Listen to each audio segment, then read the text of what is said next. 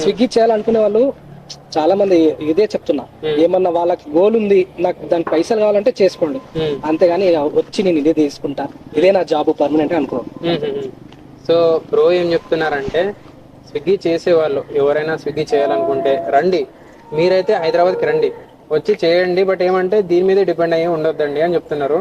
అంటే ఇంకోటి ఏమంటే, మీరు ఏదైనా పర్పస్ మీద ఉండాలి అంటే మీకు ఈజీగా గెట్ ఇన్ అవుతారు అని చెప్తున్నారు. అండ్ బ్యాక్ పెయిన్ విని చాలా ఉన్నాయి అంటున్నారు.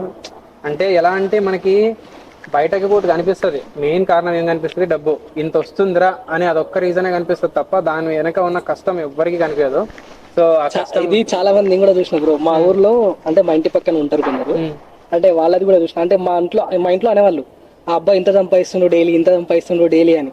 అదే వాళ్ళు వచ్చే ఇన్కమ్ మాత్రమే చూస్తారు, డైలీ 2000 వస్తుంది 3000 వస్తుందని చూస్తారు, కానీ దాని వెనకాల ఉంది ఎంత ఎంత కష్టము, ఎంత కష్టం ఎంత పోతుంది ఇది చూడరు, వచ్చే మనీ మాత్రమే చూస్తారు.